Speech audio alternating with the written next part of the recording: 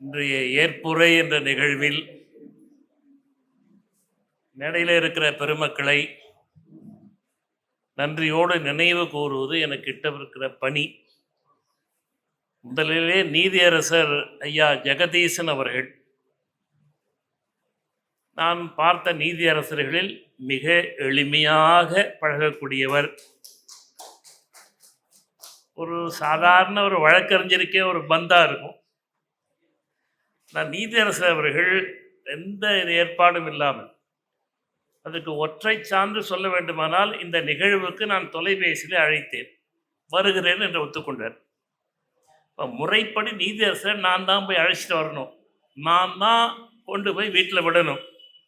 எனக்கு முடியல, எனக்கு ஆட்களும் இல்லை. நான் பணியில் இருக்கிற போது இப்படி திரும்பினால் 100 மாணவர்கள் நிற்பாங்க கை கட்டிட்டு, இப்படி திரும்பினால் 200 பேர் நிற்பாங்க. ரங்கராமனுக்கு தெரியும் 30-40 டிஹெச்டி வாங்கியிருக்காங்க. இப்போ ஒருத்தரும் ஃபோனே எடுக்க மாட்டாங்க. ஃபோன் எடுத்தாதானே வாங்கன்னு சொல்லல. ராமராஜா அங்கிருந்து சிரிக்கிறாரு நம்ம மாணவர்.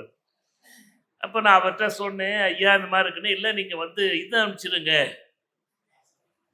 வாட்ஸ்அப்பில். ஆமாம், அந்த இன்விடேஷனில் வர்றதுக்கு வழி லொக்கேஷன் அனுப்புங்க. நான் வெறும் லொக்கேஷன் தான் அனுப்பிச்சேன். ஒரு நீதியரசர் என்பால் கொண்ட அன்பால் அங்கிருந்து புறப்பட்டு அவரே வந்துட்டார். இப்போ அவரே திரும்பி போக போறார். அதுதான் நீதியரசருடைய எளிமைக்கு ஒரு சான்றாக, உண்மையிலேயே ஒரு சான்றோராக வாழ்ந்து கொண்டிருக்கிற நீதியரசர் ஐயா ஜெகதீசன் அவர்களுக்கு உங்கள் அனைவர் சார்பாகவும் என் சார்பாகவும் நெஞ்சார்ந்த நன்றியை நான் தெரிவித்துக் கொள்கிறேன். ஒரு குறிப்பிட்ட செய்தி, இந்த சொல்லலாமா என்ற புத்தகம் ஐயா ரகுராமன் அறிமுகப்படுத்தினார். அதை நான் எழுதி முடிச்சுட்டு எனக்கு ஐயப்பாடு, இது சொன்னால் எங்கெங்கே உதவு கிடைக்கும், எப்படி என்ன தாக்குவாங்க, இனிமேல் வாங்கிட்டு படிக்கிறவங்க. நான் ஐயாட்டு தான் சொன்னேன், இந்த மாதிரி எழுதியிருக்கேன், இதை வெளியிடலாமான்னு. படித்து பார்த்து நல்லா இருக்கேன், வெளியிடலாமா, யாராவது சொல்லணும் இல்லை, நீங்கள் சொல்லுங்கன்னார். அப்போ நீங்கள் ஒரு அணிந்தவர் கொடுங்க நான் தப்பிச்சுக்கிறதுக்கு. அதுக்கு என்ன தரேன்னு சொல்லி நூல் முழுமையும் படித்து விட்டு நல்ல ஒரு அணிந்துரையை அந்த நூலுக்கு ஐயா நீதியரசர் கொடுத்துருக்கிறார்.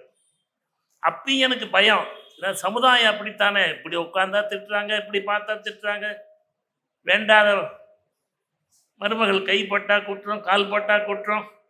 பயந்து போய் எங்கள் ஐயா குருநாதர் பேராசிரியர் மாணிக்கவாச ஐயாட்ட போனேன். படிச்சுப்பா. இல்லை தம்பி, இது யாராவது சொல்லணும் இல்லை அப்படிங்களா ஐயா, நீங்கள் அவர் யாருக்கும் அணிந்துரை கொடுக்க மாட்டார்.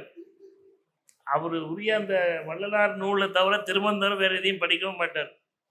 படித்து பார்த்துட்டு இது கண்டிப்பாக சொல்லணும் ராமலிங்கம், நீங்கள் சொல்லலைன்னா யார் சொல்ல போகிறாங்க அப்படின்னு அந்த சொல்லலாமா நூல் முழுமையும் படித்து விட்டு அதுக்கு ஒரு வாழ்த்துறையை வழங்கினாங்க. எவ்வளோ பெரிய உள்ளம், தாய் உள்ளம் பாருங்க. அப்புறமே எனக்கு பயம், சார் சமூகத்தை கண்டு எப்படி பயப்பட வேண்டியது பாருங்க. அப்புறம் ஒரு டாக்டரை பிடிச்ச எம்பிபிஎஸ் செல்வராஜ்னு இருக்கிறார் கும்பகோணத்தில். அவரு முழுசாக படிச்சுட்டு, ஐயா இது நீங்கள் சொல்லணும். அவர் எப்படி எனக்கு நண்பர் ஆனார்னா, அவர் எம்பிபிஎஸ் எம்எஸ் கேஎஸ் மருத்துவமனை கும்பகோணத்தில் பெரிய மருத்துவமனை வச்சிருக்கிறார். வயிறுன்னு ஒரு பெரிய புத்தகம் எழுதியிருக்காரு. ஆனந்த விடன் அந்த காலத்திலே அந்த 1000 பக்கம் வயிறு புத்தகம் போட்டாங்க. அப்புறம் வர்த்தமானனும் அதை போட்டிருக்காரு, இப்போ அவுட் ஆஃப் பிரிண்ட். ஒரு திருமந்திர வைவாவசி, ஏன்னா அந்த சாப்பாடு வந்துகிட்டு இருக்கு, அதனால கொஞ்சம் நீட்டிக்கிறேன். வந்துருச்சா? திருமந்திரம் வைவாவசி. நான் தான் எக்ஸாமினராக தஞ்சாவூர் போகிறேன். அங்கே இந்த கேண்டிடேட்டை ஒரு வழியாக பண்ணிட்டு நான் முடிச்சிட்டேன். அப்புறம் சொல்கிறார் அந்த துணைவேந்தர் வரார் திருமலை, நீங்கள் என்ன இப்படி பண்ணிட்டீங்க, அவர் யார் தெரியுமா? தெரியாதுங்க, அவர் கேண்டிடேட் அவ்வளோதானே. இல்லை, அவர் பெரிய டாக்டர், எம்பிபிஎஸ் எம்எஸ், பெரிய ஹாஸ்பிட்டலுக்கே ஓனர். அதுக்கு முன்னாடியே சொல்லியிருந்தா கொஞ்சம் பதமாக போயிருக்கலாம். அதிலிருந்து அந்த டாக்டருக்கு என் மேலே பெரிய அன்பு வந்துச்சு. இப்படி ஒருத்தர் இருக்காரு, இன்னை வரைக்கும் என்ன அவர் குருவாகவே பார்க்கிறார். அவர்கிட்ட சொன்னேன், ஐயா நான் படித்து பார்த்துட்டு அவரும் ஒரு வாழ்த்துறை கொடுத்தார். அப்போ இதுக்கு அந்த நூலுக்கு நான் எவ்வளோ பயந்து போய் ஐயா நீதியரசர், எங்கள் ஐயா பேராசிரியர் மாணிக்கவாசகம் டாக்டர், அதுக்கு மேலே ஒரு தமிழ் ப்ரொஃபஸர் இன்னொருத்தர் வேணுமேனு பாலரா வாயனை பிடிச்சி இவ்வளோ பேர்கிட்டையும் வாங்கி அதுக்கு சினிமா பாட்டு, திரைப்பட பாடல் 30 பாட்டெல்லாம் உள்ளே சேர்த்து எனக்கு முன்னாடியே இவங்கெல்லாம் சொல்லியிருக்கிறாங்கப்பா, உலகம் பூரா போயிருக்கு, நான் புதுசா சொல்லலை. இந்த சமூகம் எந்த சிக்கல்ல இருக்கு என்பதுக்கு அது ஒரு சான்று. சொல்ல முடியல, கருத்தை சொல்ல முடியல. அதனால அப்படி என்பால் அன்பு கொண்டிருக்கிற நீதியரசர் அவர்களுக்கு உங்கள் அனைவரும் சார்பாக நன்றி. அடுத்து என்னுடைய பேராசிரியர் மாணிக்க வாசகம் அவர்கள். அவர் 5 ஆண்டு எனக்கு பாடம் எடுத்தார், பிஏஎம்ஏ. அப்போல்லாம் ஒயிட் பேண்ட்டு ஒயிட் ஷர்ட்டு இன் பண்ணி பெல்ட் போட்டுட்டு வருவார், டை கட்டிட்டு வருவார். நல்ல ஒரு டை கட்டிட்டு பேண்ட் ஷர்ட்டாக வருவார். 5 வருஷம் அவர் இலக்கியம் நடத்தினாரோ இல்லையோ, வந்த உடனே டேய் நம்ம எதுக்கு ஒருத்தன் உட்காந்துருக்கான் பார், அவனுக்கு ஒரு டீ வாங்கி கொடு. அந்த கற்பகாம்பாள் கோயிலுக்கு முன்னாடி ஒருத்தன் உட்காந்துருக்கான், இந்த லிங்கச்சேட்டி தெருவில் ஒருத்தன் உட்காந்துருக்கான் பார், பைத்தியம் மாதிரி. இப்படின்னு 5 வருஷமும் இந்த சென்னையில் இருக்கிற எல்லா சித்தர்களையும் அறிமுகப்படுத்தி என்னை அந்த வழிக்கு கொண்டு வந்தவர். அந்த தொடர்புல தான் அப்புறம் அப்போ இருக்கிற மாயம்மா, கன்னியாகுமரி மாயம்மா, அப்போ அவங்க சேலம் வந்துட்டாங்க. புரதிபாளையம் கோடிசாமி, திருவண்ணாமலை விசிறி சாமி, ஒரு சாமியை விடலை. இப்படி அந்த விதையை ஊன்றியவர் எங்கள் ஐயா மாணிக்கவாசகம் அவர்கள். என்னுடைய இயல்பு என்னன்னா, எதையும் கேள்வி கேட்கிற இயல்பு. அதனால பெரும்பாலும் எல்லாத்தையும் சண்டை தான் போடுவேன். சண்டை அவ்வளோ சீக்கிரம் சமாதானமாக நான் ஆக மாட்டேன். அதனால் கன்னியாகுமரி மாயம்மா காலையில் இறக்குறாங்கன்னா அன்று இரவு அவங்கள தூக்குகிற ஒரு வாய்ப்பு கிடைச்சிது. ரெஸ்ட் ரூமுக்கு போகணும், அவங்கள 2 கையால் தூக்கிட்டு போய் தோட்டத்தில் வச்சு. இதுக்கெல்லாம் இந்த தொடர்புக்கெல்லாம் காரணம் ஐயா மாணிக்க வாசகனார். அவருடைய மாணவர் என்னுடைய கிளாஸ்மேட் பாஸ்கர் வந்திருக்கார், அவர்கிட்ட தான் அவர் பிஹெச்டி பண்ணார். அப்போ அவருக்கும் நம்ம நெஞ்சார்ந்த நன்றி. 3வது என்னுடைய நண்பர் பேராசிரியர் ரகுராமன், மீனம்பாக்கம் ஏர்போர்ட்டுக்கு எதிர்க்கிற ஜெயின் கல்லூரியுடைய தமிழ் பேராசிரியர், தமிழ்துறை தலைவர்னு போட்டிருக்கேன். நான் தமிழ்துறை தலைவர் இல்லை, நீங்கள் ஏன் போட்டிங்கன்னார். நான் கொடுக்குறேன், நீங்கள் வச்சுக்கிங்க. மிகச்சிறந்த தமிழ் பேராசிரியர், நல்ல வகுப்பெடுக்கிற அறிஞர். அவங்க மாமன், அவங்களுடைய துணைவி யார், வானதி, மிகப்பெரிய பாடகி, உலகம் பூரா போய் இசை பரப்பி கொண்டிருக்கிறார்கள். அவங்க மாமனார் தான் பேராசிரியர் எஸ் ராமநாதன். நாடகத்துறையில், நாட்டியத்துறையில், இசைத்துறையில் மிகச்சிறந்த நூல்களை எழுதியவர். இப்போ அவர் அதெல்லாம் கற்றுக்கொண்டு நாட்டியத்துறைக்கு போயிட்டார். தமிழர்கள் இந்த நாட்டியம்லாம் பரதர் இல்லை, தமிழ்நாட்டிலேயே இருந்த நூல்.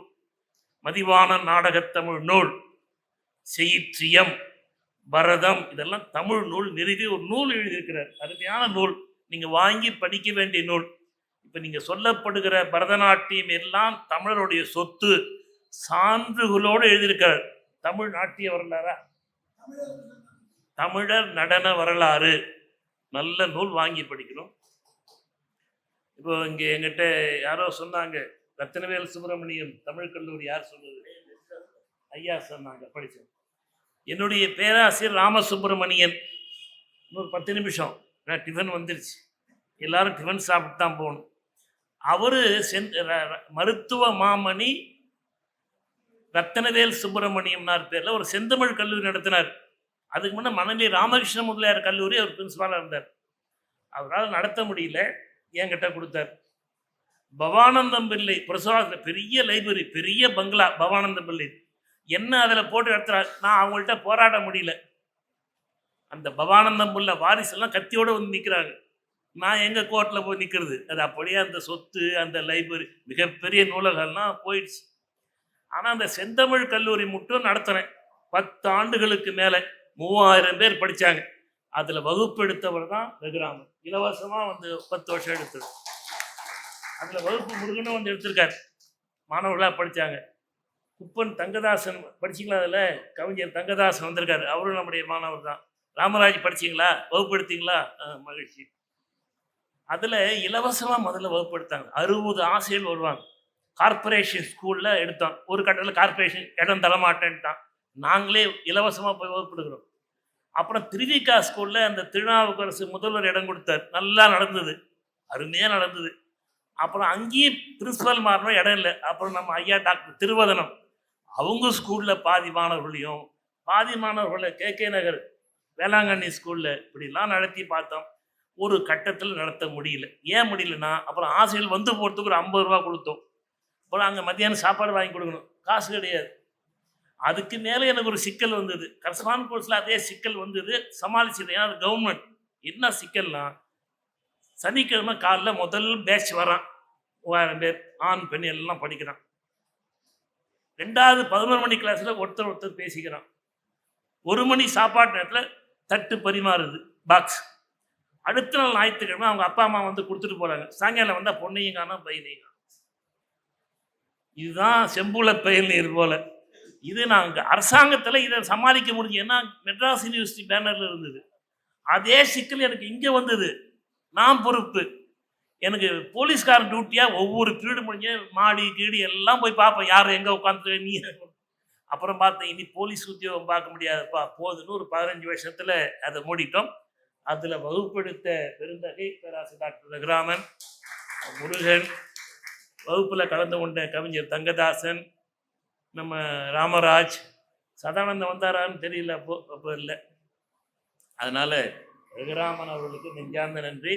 எனக்கு என்ன அவருக்கு மகிழ்ச்சினா, மற்ற பேராசிரியர்கள் இலக்கியத்தோடு நிடுவோம். இப்போ அவர் நடனத்துறையில் சென்று அவங்க துணைவியார் இசை உலகம் பூரா வானதி ரகுராமன். அதில் ஒரு சொன்னார், திரைப்படத்தில் நடிச்சிருக்கேன்னு. படத்தை சொல்லலை, அவங்க பொண்ணும் நடிச்சிருக்கு. ஒரே பெண்ணு தான் அவருக்கு. பாரதியார் படமா, பாரதியார் படத்தில் அவர் பெண்ணு தான் நடிக்கிறாங்க. அதனால் இயல் இசை நாடகம் எல்லாத்துலேயும் வெற்றி பெற்றவர். அவருக்கு என்னுடைய வாழ்த்து. அடுத்து எங்கள் ஐயா டாக்டர் ஜெயபிரகாஷ் நாராயணன். அவர் இங்கே தான் சந்தித்தேன். மிகச்சிறந்த சித்த மருத்துவர். போன மாதம் நடிக்கிற தினமணியில் முதல் பக்கத்திலே பெரிய விளம்பரம். முதல் பக்கத்திலே, கேன்சரா கவலைப்படாதீர்கள், நாங்கள் அதை க்யூர் செய்கிறோம், கேன்சரை குணப்படுத்துகிறோம்னு தினமணியில் முதல் பக்கத்தில் அவர் படத்தோடு வந்தது. அவர் நிறையா மருத்துவம் பார்க்குறார். கன்சல்டேஷன் இல்லை, ஃப்ரீ கன்சல்டேஷன். மெடிசன் நீங்கள் வாங்கிக்கலாம். நல்ல தரமான மருத்துவத்தை செய்கிறார். மருந்து அவரே தயார் பண்ணுறார். அதே மாதிரி தான் எங்கள் ஐயா பேராசிரியர் மாணிக்கவாசர் அவர்களும் கன்சல்ட்டு கிடையாது. ஞாயிற்றுக்கிழமை தோறும் இந்த வள்ளலார் என்ன ஊருங்க அது, புத்தூர், அவர் இருக்கிறது திருமுல்லை வாயில். அங்கே இலவசமாக தான் ஞாயிற்றுக்கிழமை பார்க்குறாரு. காசு கிடையாது. மருந்தும் இலவசமாக கொடுக்குறார் ஏழைகளுக்கு. மருந்தும் இலவசமாக கொடுக்குறார், கன்சல்ட்டும் இலவசமாக பண்ணுறார். அவரே மருந்து தயார் பண்ணுறார். தன் வாழ்க்கையை முழுமையாக ஒரு தொண்டு வாழ்க்கையாக வாழ்ந்து கொண்டிருக்கு. அவரை பார்த்தா எனக்கு ஒரு திருநாவுக்கரசர் என்கிற அப்பர் தான் ஞாபகத்துக்கு வருவார். என் கடன் பணி செய்து கிடப்பதே. கையில் காசு தொடமாட்டார். அவர் நான் பார்க்க போகிற போது ஒரு ஆப்பிள் வாங்கிட்டு போவேன், தொடமாட்டார். சரி நீ வந்துட்ட, ஒன்றே ஒன்று அவங்க துணைவியார் படத்தில் வச்சிரு அப்படின்வார். பழம் கூட வாங்க மாட்டார். அப்படி எங்களை எல்லாம் வழிநடத்திய பேராசிரியர், அவருக்கும் நன்றி. எங்கள் சித்த மருத்துவர், இப்போ நான் அவர்கிட்ட தான் போயிட்டுருக்கேன். கிட்டத்தட்ட ஒரு வருஷமாக நல்ல மருந்து தருகிறார். நம்ம செல்வ சண்முகம் சொன்னது போல் சித்தாவுக்கே உரியது ஒன்று இந்த மெட்டல். தங்க புஷ்பம், வெள்ளி புஷ்பம், மெட்டலை எப்படி பசுமாக்குறது, அது புடம் போடணும். அது ரொம்ப கெட்டிக்காரங்க தான் செய்ய முடியும். சரியாக செய்யலைன்னா கிட்டி போயிடும், வேற ஒன்றும் இல்லை. சரியாக செய்யணும். அதில் நல்ல கை தேர்ந்து பாரம்பரியமாக, சொந்த ஊர் பாளையங்கோட்டை, திருநெல்வேலி. அது 3-4 தலைமுறையாக அவர் வைத்திய பரம்பரையில் நல்லா கை தேர்ந்து சிறந்த மருத்துவம். அரும்பாக்கத்தில் தான் இருக்கார். அண்ணா நகரில் தான் முதல்வராக இருந்தார். இப்போ அவங்க பொண்ணும் அங்கே முதல்வராக இருக்கிறாங்க. அதனால் கை தேர்ந்த வைத்தியர், ரொம்ப அன்புடையவர். அவர் நான் சொன்னபடி சொன்னதுக்காக வந்து ஃபஸ்ட் ப்ரைஸ் 7, செகண்ட் 5, 3 15,000 தூக்கி கொடுத்துட்டார். பாரதியார் விழாவா, இந்தாங்க எல்லாருக்கும் 200 புத்தகம் தரேன்னு 20,000 ரூபா உடனே தூக்கி கொடுத்துட்டார். அதில் ஒன்று சொல்லணும், அந்த பாரதியார் புத்தகம் எதுன்னா, நான் எழுதுனதை வெளியே விற்பனைக்கு இருக்க அந்த புத்தகம். அது 200 காப்பி வாங்கி கொடுத்துட்டார். அப்படி தொண்டு உள்ளத்தோடு பணி செய்கிற அவர்களுக்கும் என்னுடைய நெஞ்சார்ந்த நன்றி. இந்த பக்கத்தில் கனடாவிலேருந்து வந்திருக்கிறார். அவர் எப்போ நான் சந்திச்சேன்னா, தமிழக அரசு போன மாதம் வள்ளலார் விழா 5ஆம் தேதியோ, நம்ம பச்சைபாஸ் காலேஜுக்கு எதிர்க்க 6 ஏக்கர் நிலத்தை இந்த கவர்மெண்ட் மீட்டர். சில நல்ல விஷயங்கள்லாம் அரசாங்கம் பண்ணியிருக்கு. 6 ஏக்கர் சார் பச்சைபாஸ் காலேஜுக்கு எதிர்க்க.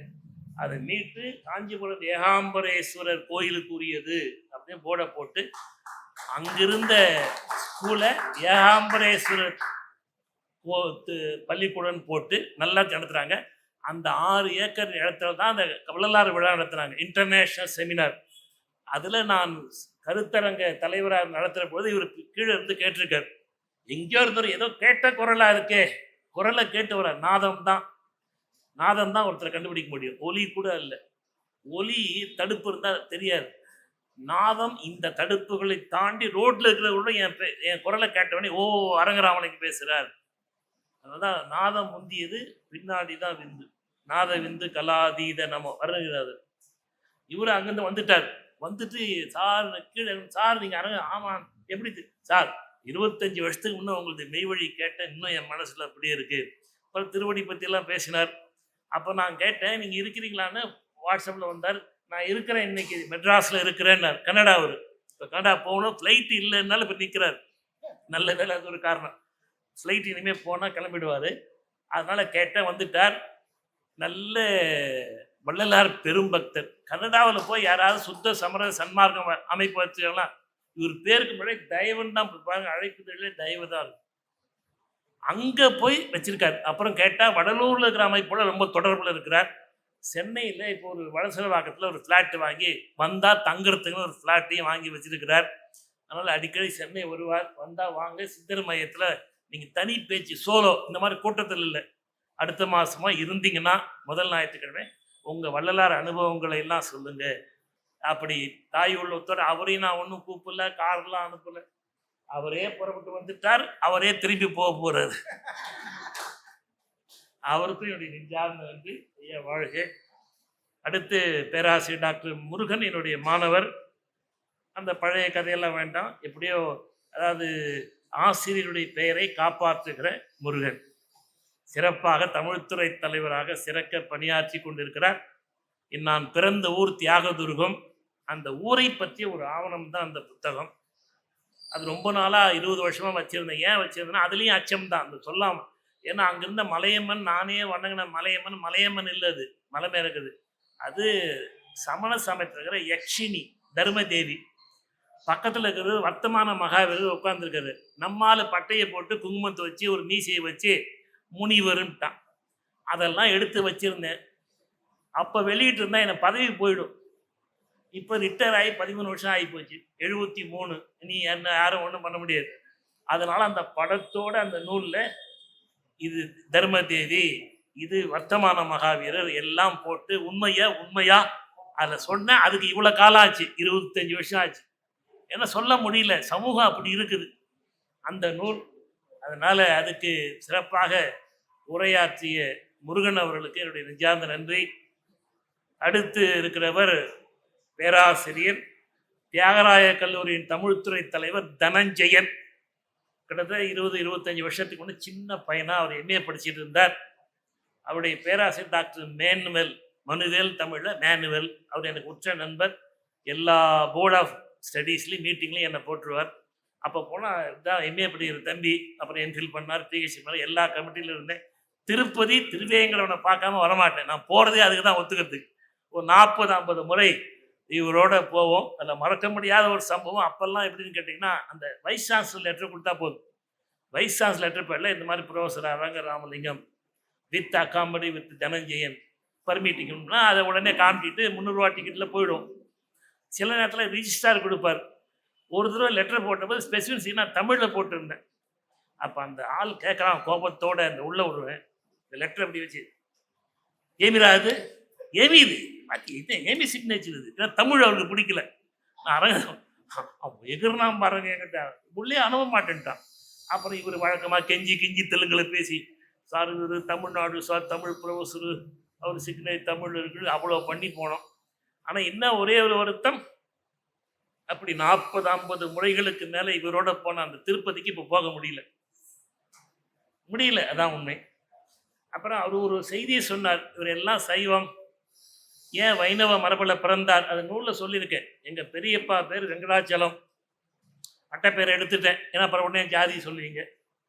எங்கள் அடுத்த பெரியப்பா லட்சுமணர், எங்கள் அப்பா ரங்கநாதன், சித்தப்பா விஜயரங்கம், அடுத்த சித்தப்பா நாராயணசாமி. இதில் எங்கள் 2 சித்தப்பாவும் சங்கு சக்கரம் பஞ்ச சம்ஸ்காரம் பண்ணிக்கிட்டவங்க. அது எனக்கே தெரியாது. அவர் இறந்து போன பொழுது போனால் ஏன்பா லேட் பண்ணீங்கன்னா, இல்லை இல்லை நம்ம திருக்கோவில் ஜீயர் வரணும். அவர் எதுக்கு இங்கே வரணும்னு கேட்டேன். ஏங்க சங்கு சக்கரம் வச்சுருக்காங்க, அவங்க வந்து ஜீயர் எடுத்தா தாங்க பண்ண முடியும். அப்போ தான் எனக்கே தெரியும் எங்கள் சித்தப்பா 2 பேரும் சங்கு சக்கரம் வச்சுருக்காங்க, பஞ்ச சம்ஸ்காரம் பண்ணாங்கன்னு. அப்படி வைணவம் வரது. இவர் ஒரு கேள்வி கேட்குறார். நீங்கள் பேசின 108 வாரமும் சைவத்திலே பேசியிருக்கீங்க, சைவ கோயிலில் தான் எல்லாம் பேசுகிறீங்க, ஏன் வைணவத்தில் பேசலை? அதை நான் எழுதியிருக்க முன்னூரில், வைணவம் என்னை ஏற்றுக்கொள்ளவில்லை டேஷ் டேஷ் டேஷ் அப்படி போட்டிருக்கேன் அந்த புத்தகத்தில். அதை சொல்லிடுறேன், 2 நிமிஷம் எடுத்துக்கலாம். ஏன்னா சைவம் ஏன் என்னை இடம் கொடுத்ததுன்னா, ஃப்ளெக்சிபிலிட்டி, சைவ நெகிழ்வுத்தன்மை உடையது. பல்கலைக்கழகத்தில் 6 மணி ஆகிடும், 110 கிலோமீட்டர் ஸ்பீடில் ஸ்கூட்டரில் பரப்பேன், மவுண்ட் ரோடில் கேகே நகர் போகணும். அப்படியே போய் முகத்தெல்லாம் கழுவோம் அப்படியே, ஏன்னா எல்லாரும் உட்காந்துருப்பாங்க. நான் எங்கே குமரேசன் இருக்காரா? எங்கே குமரேசன் அவர் துணைவியாரோட அப்போ இருப்பார். சம்பதி சமேதராக அவரை பார்த்து மகிழ்ந்த காலம். அங்கே 108 3 வந்தார், அகஸ்தியர் கோயிலுக்கு 108 வாரம் வந்தார். அப்போ அந்த முகங்கழுவாம தூய்மையற்று நுழைஞ்சா எல்லாம் உட்காந்து நேராக போய் மேடையில் பேசுவேன். ஏற்றுக்கொண்டது சைவம், அந்த கோயில் ஏற்றுக்கொண்டது. வைணவம் என்ன சிக்கல்னா, ஒரு தடவை சொல்லிடுறேன், ஒரு 5 நிமிஷம். பார்சாதி கோயில் என் நண்பர் வந்தார், இணை ஆணையர் தான் அப்போ ஈவோ வர முடியும். அவர் பேரெல்லாம் இப்போ சொல்ல, அவர் இன்னும் பதவியில் இருக்கார். அவர் சொன்னார், அவர் என்ன தலைவரே நீங்கள் என்ன அந்த வைணவ உள்ளே வாங்க ஒரு கலக்குங்கன்னார். அன்னைக்கு என்ன பெரிய விழா, 3 நாள் விழா. நம்ம இந்த கிருஷ்ணன்லாம் இருக்காங்க, என்ன கிருஷ்ணன் அவரு, வேலுக்குடி கிருஷ்ணன், அவரு இன்னொரு 2 பெரிய பெரிய ஜாம்பவன்லாம் பேசுறாங்க. நானும் ஒரு நாள் பேசுறேன். போனா கூட்டமே இல்லை சார். அவங்க பேசுற போதெல்லாம் 100 பேர் உட்காந்துருக்காங்க கோயிலுக்குள்ள. நான் போன பொழுது 4 பேர், அந்த 4 பேர் என்னுடைய மாணவர்கள் தான் உட்காந்து. நான் அதை பற்றில என்னைக்கு என்ன, நாங்கள்லாம் கரஸ்பாண்ட் கோர்ஸில் பாடம் எடுத்தவங்க 2 மணி நேரம் முடிச்சோம். இப்போ ரேடியோ டிவியில் ஆள் இல்லாமல் பேசுறதானே, ஆள் இல்லாமல் நாங்கள் பேசுவோம் எல்லாம் இருக்கிற மாதிரி. நான் எல்லாம் பேசி முடிக்கிற வரைக்கும் என்னெல்லாம் கொடுக்க முடியுமோ கொடுத்துட்டு முடிச்சிட்டேன். அப்போ அவர் சொன்னார், டிஓ சொல்கிறார், தலைவரே என்னமோ தெரியல சிக்கல், இது என்ன ரகசியம், நாளை கண்டுபிடிச்சிடறார். அவர் எல்லாம் கேட்டிருக்கார். அடுத்து அவங்க எல்லாம் என்ன சொல்லியிருக்காங்க, நாங்கள் யார் வரலன்னு சொல்லி நாங்களாம் வந்து கேட்டோமே, எங்கே கேட்டீங்க? எல்லாம் மறைஞ்சிக்கிட்டு கேட்டோம், சுற்றி நாங்கள் தான் இருந்து கேட்டோம். எப்படி இருந்தது? ரொம்ப பிரமாதம், எங்கள் பெரியவங்களே சொல்லாத பல ரகசியங்கள் எல்லாம் அவர் சொன்னார். எங்களுக்கே ரொம்ப பெருசாக இருந்தது. அப்போ ஏன் வந்து உட்காரல? அங்கே தான் பதில். வைணவம் எங்கே இருக்குதுன்னா, அவங்க என்ன சொன்னாங்கன்னா எல்லாரும், நாங்கள் ஏன் வரலன்னா, அவர் என்ன சட்டை போட்டுண்டு வல்லவா வந்து பேசுகிறாரு. வைணவத்தில் சட்டை இல்லாமல் பேசணும். அப்புறம் திருமணம் இல்லாமல் பேசுகிறாரே, வெறும் நெற்றியால இருக்கு. சைவம் நான் திருநீறு இடவில்லை என்றாலும் ஏற்றுக்கொள்ளும், சட்டை போட்டிருந்தாலும் என்னை ஏற்றுக்கொண்டது. அதனால தான் 108 என்று 10 அரசாங்க கோயிலில் என்னால் பேச முடிந்தது. அது இல்லாமல் பல நிகழ்ச்சிகளில் மயிலாப்பூர் எல்லாம் பேச முடிஞ்சது. ஏன்? அது ஏற்றுக்கொண்டது. ஃப்ளெக்சிபிலிட்டி. வைணவம் இன்னும் ரிஜிடாக இருக்குது. ஒய் நாமம் யூ நாமத்துக்கு இன்னைக்கு அடிதல் நடக்குது காஞ்சிபுரத்தில். இதுதான் காரணம். இப்போ நீங்கள் காரணம் புரிஞ்சிருச்சா உங்களுக்கு? புரிஞ்சிட்டு இருக்குன்னு நினைக்கிறேன். அதனால் அன்றைக்கும் எனக்கு உதவியாக இருந்து துணையாக இருந்து இன்றைக்கும் துணையாக இருக்கிற பேராசிரியர் தியாகராய கல்லூரி தமிழ்துறை தலைவர் தனஞ்சயன் அவர்களுக்கு நெஞ்சார்ந்த நன்றியும் வாழ்த்துக்களையும் தெரிவித்துக் கொள்கிறேன். இந்த அமைப்பை மிக சிறப்பாக எடுத்து நடத்தக்கூடிய என்னுடைய தம்பி பேராசிரியர் டாக்டர் சதானந்தம் அவர்களுக்கு நெஞ்சார்ந்த நன்றி. தொடர்ந்து அவர் இதை போல பணிகள்லாம் செய்யணும். இதெல்லாம் சுயநலம்தான். ஏன்னா அடுத்த மாதம் ஒரு 6 நூல் வருது, பழைய நூலை ரீப்ரிண்ட் பண்ணுறேன். பாலகுமார்கள் பார்க்குறீங்களா? உங்களுக்கு பிடிச்சது தான். சேக்கிழார், மாணிக்கவாசகர், திருஞான சம்பந்தம், சித்தர் நெறி, இதெல்லாம் வருது அடுத்த மாதம். என்னுடைய தீசிஸ் சங்க இலக்கியத்தில் வேந்தரும் திருக்குறள் விளக்க உரை ஒரு 800 பக்கம் பெருசு. அது பேரை மாற்றிட்டேன். தெய்வப்புலவர் திருவாய்மொழி யாருக்கும் வாயில நுழையில. திருக்குறள்லாம் எல்லாரும் புரியும். அதனால் அந்த 6 நூலும் வருது. எப்படி இருக்கோ பார்த்துக்குவோம். அதனால் சதானந்த அவர்களுக்கு நெஞ்சார்ந்த நன்றி. இதுக்கெல்லாம் உறுதுணையாக இருந்து இந்த மேடையை ஃபிக்ஸ் பண்ணுறது, இந்த கூட்டம் எல்லாம் பண்ணுறது ஐயா ஜெயராமன். ரொம்ப அதான் முன்வினை பயன். இவங்கெல்லாம் இதில் வந்து சேர்ந்துட்டாங்க. நாங்கள் ஒரு காலத்தில் அன்னை வேளாங்கண்ணி ஸ்கூலில் கேட்க நடத்துகிற போது துணைக்கு ஆள் இல்லை. அதனால் ஜெயராமன் அவர்கள் உங்களுக்கு நெஞ்சார்ந்த நன்றி. இந்த கூட்டத்தில் எல்லா கூட்டத்திலையும் தொண்டு சேர்ந்து இல்லை, அவரே வீட்டில் இந்த சுண்டலை செஞ்சு, அவரே சுக்கு காப்பி செஞ்சு, அவரே கொண்டாந்து வழங்குகிறாரே ஐயா குமரேசன், உங்களுக்கு நெஞ்சார்ந்த நன்றி. நான் மேடையில் பெரும்பாலும் எதுவும் சாப்பிட மாட்டேன், பிஸ்கட் கூட வாங்கி சாப்பிட மாட்டேன், அது எனக்கு மரபாக வச்சுருக்கேன். ஆனால் இன்னைக்கு ஏன் அந்த சுண்டலை வாங்கி சாப்பிட்டேன், ஏன் சுக்கு காப்பி குடிச்சேன்னா, அவரு தொண்டு உள்ளத்தோடு பக்தியா அவரே செய்கிறார். அவங்க மனைவி இல்லை, இறையருள் கலந்துட்டாங்க. அவரே உட்கார்ந்து இந்த மீட்டிங்காக சிரத்தை எடுத்து சுண்டலை தயார் பண்ணி, அதுவும் பாசிப்பருப்பாக ஊற வச்சு, அந்த உழைப்புக்கு நான் மரியாதை கொடுத்து சாப்பிட்டேன். ஏன்னா இப்போ எங்கள் பெரியப்பா லட்சுமண பிள்ளை அவர் ஞாபகம் வருது. அவர் எங்கள் ஊருக்கு வந்து சாப்பிட்டாருன்னா இலையில ஏதாவது வச்சா, டேய் இலையில வைக்காத சாப்பிடுன்னுவார். நான் அப்படி திரும்பேன், ஏன் தெரியுமா இலையில வைக்கக்கூடாது, நீ வச்சிருக்கிற 2-3 பொரியல் கூட்டு, இது என்ன அப்போல்லாம் அரையனா எட்டனா, இந்த அரையனா எட்டனா முக்கியம் இல்லைடா. 4 பொம்பளைங்க பாரு, உங்கள் அம்மா பெரியம்மா சின்னம்மா 4 பொம்பளைங்க காலையிலேருந்து அடுப்படியில் உழைச்சாங்க பாரு, அந்த உழைப்புக்கு மரியாதை கொடுத்து சாப்பிடு, மிச்சம் வைக்காத. வேண்டாம்னா முன்னாடியே சொல்லிடு. அவங்க உழைப்பு இல்லை, இப்போ மாதிரி டான்ஸாவில் வர்றது இல்லை, இப்போ மாதிரி ஹோட்டல் இல்லை, அவங்களே செய்யணும் இல்லையா, அடுப்பு இல்லை. அதனால அப்படி செய்கிற குமரேசனுக்கு தான் அந்த அன்புக்கு உழைப்புக்கு மரியாதை கொடுத்து தான் இந்த சுண்டலை சாப்பிட்டேன், சுக்கு காப்பி 2 தடவை வாங்கி சாப்பிட்டேன். அன்புக்கு அன்பெனும் பிடியும். அதனால வந்து கேட்ட நீங்கள், நாங்கள் இன்னும் கூட கொஞ்சம் எதிர்பார்த்தோம். இதுதான் தமிழ்நாட்டின் யதார்த்த நிலை.